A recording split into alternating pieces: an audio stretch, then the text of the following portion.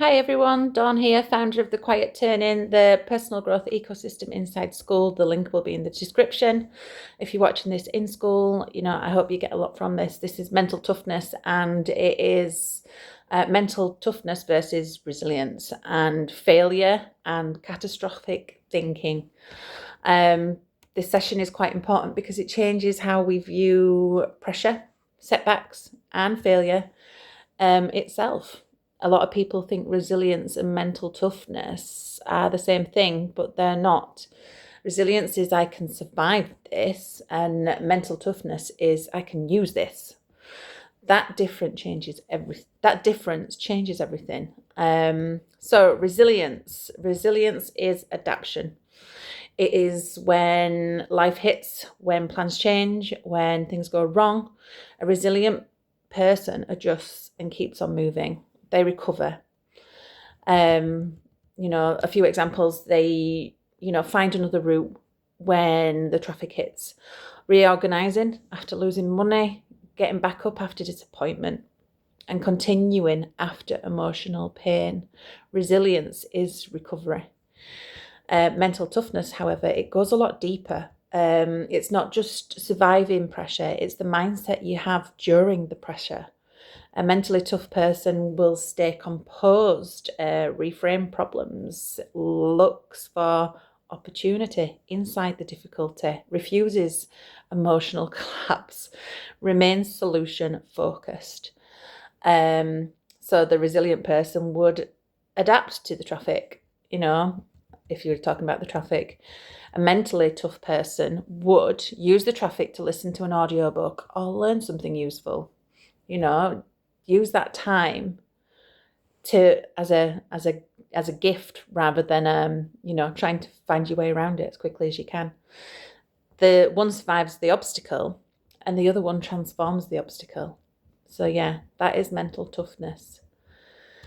This connects heavily to the quiet turn-in because mostly people think strength means being loud, never struggling, always feeling motivated. And real strength is a lot quieter. It is staying steady during uncertainty. It's grounding instead of panicking. It is continuing without the applause, adjusting without losing yourself, and refusing catastrophic thinking. I used to catastrophize a lot of stuff, minimize, catastrophize, reflect it, mirror it. I had all these bad mind habits that, that needed sorting out, and they needed naming and shaming and getting rid of. Quiet turning is quiet. Real strength is in the quiet. I use quiet strength a lot because it is staying steady during uncertainty. Yeah, I've already said that. So yeah, mental toughness is often invisible, is what I'm saying. It's that quiet decision, that enough is enough, that I speak about a lot. You've been in the rock and the hard place for too long, and the brick wall's coming in, and you just need to turn away and just quietly decide enough is enough. So it looks like getting up again. It looks like answering an email anyway. It looks like filming the video anyway. I've not filmed for a week because I've just needed that bit of time to ground again and just come back to myself. And I've done a lot of writing in that week, and it's really brought me back to myself, and I've enjoyed it. So it's filming the video anyway. It's rebuilding after disappointment. How many disappointments have we had in our lives and we've just didn't think we could get over it, and we have? That is toughness. That's mental toughness. It's staying calm even when things feel really messy. That is real toughness. I say this to a lot of people in recovery. I think certain people, everyone has adapted to survive to their lifestyle, and we've all had to learn to adapt to that survival, and through that we've learned ways to get back up, to keep going, to keep moving, to find the hope, to find the light, to find the good in things. The gratitude in the bad is it's mental toughness. That's what it is.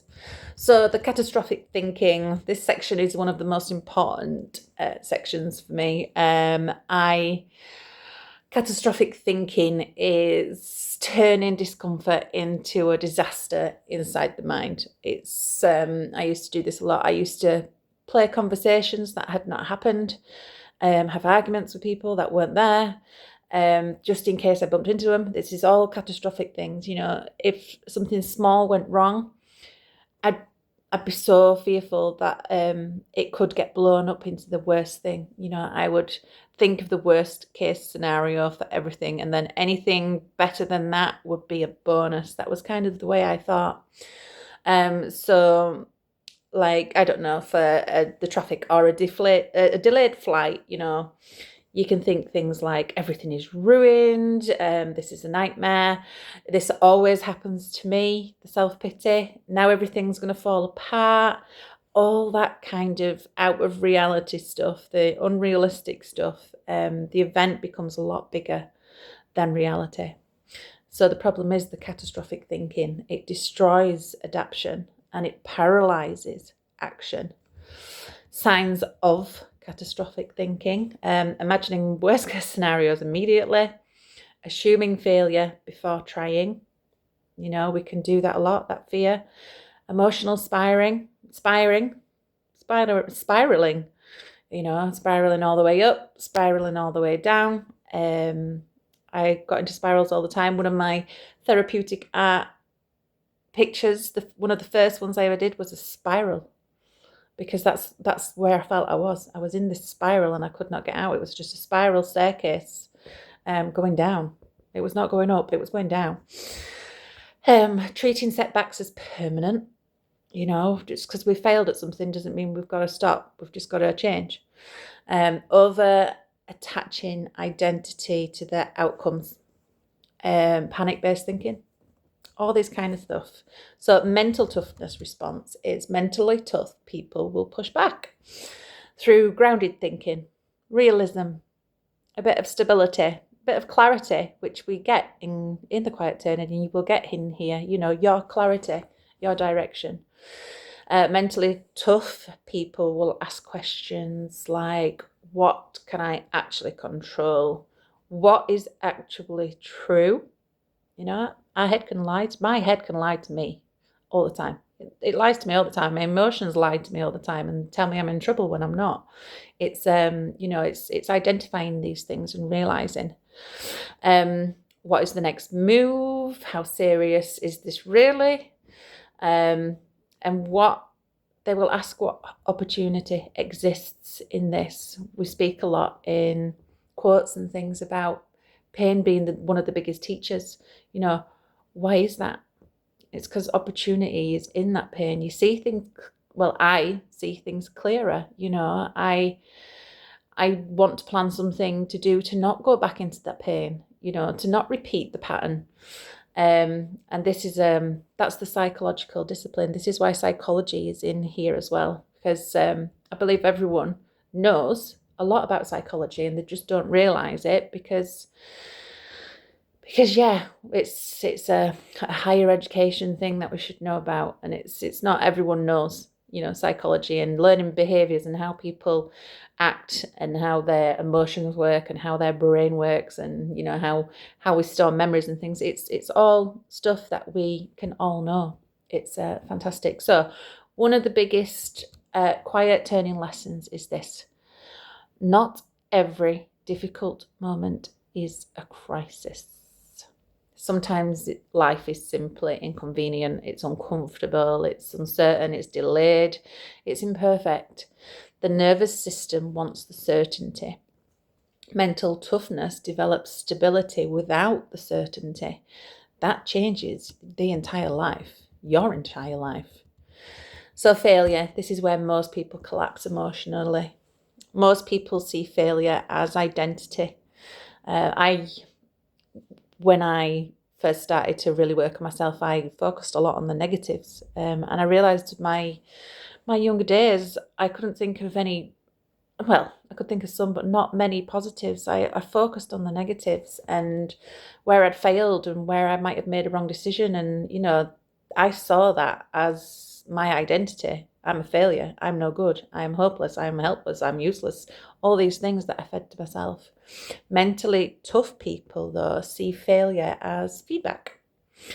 And that is a massive shift, you know. To become comfortable with failure is enlightening, it's freeing, it's, you can laugh about it. I can laugh about things in my past now because it was my mind. It was my mind fueling me and telling me all these things. And I just needed to change the way I thought and felt and used the failures.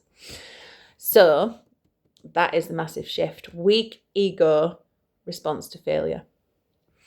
So ego comes into failure as well. So these are some of the traps as well.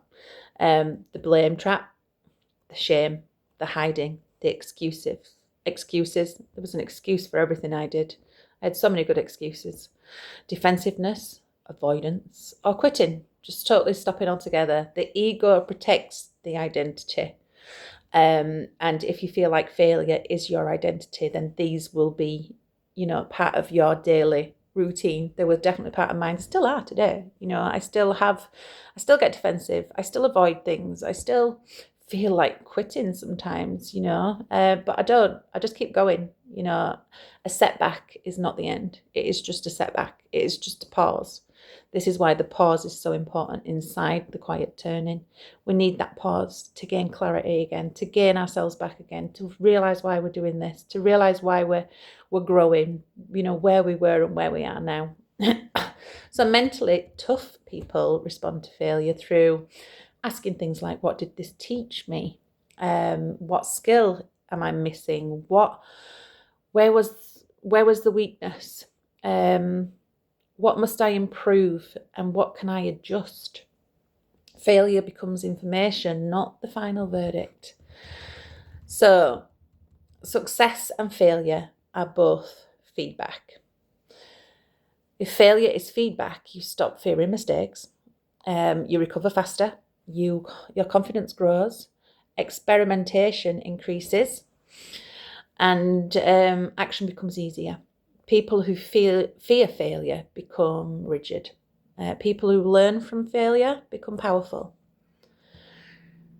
So building online, what you will be doing and what you are doing, hopefully, is a perfect example of this. A reel might not do as well as your previous one. A video might get ignored or missed. A launch underperforms.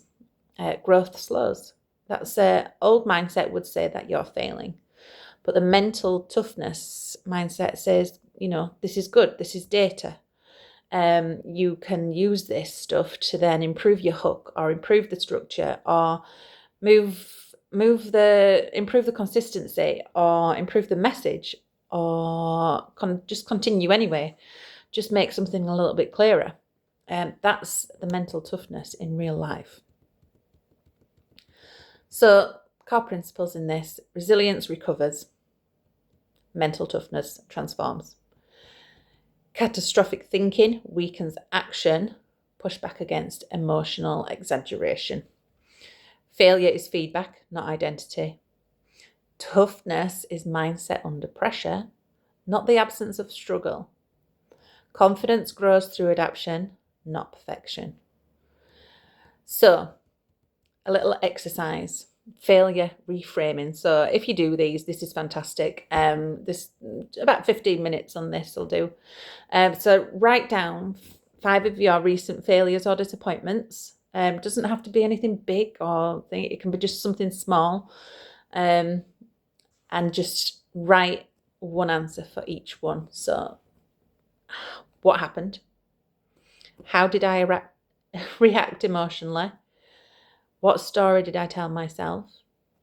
What was actually true? What did this teach me? What would a mentally tough person look like now? So it's powerful because it retrains interpretation, and interpretation shapes the behaviour. So mental toughness is not about becoming emotionless. It's about being stable enough to think clearly while emotions exist. Resilience helps you survive the difficulty. Mental toughness Toughness helps you see the difficulty and use the difficulty, and that changes everything. Because eventually you stop asking, why is this happening to me? And you start asking, how can I grow through this? So please join the Quiet Turning School, the inner circle inside Skool. Link is in the bio. Subscribe and follow along if you would like. And as always, the extra links to the business ecosystem inside Skool are attached to the video. Thanks for listening.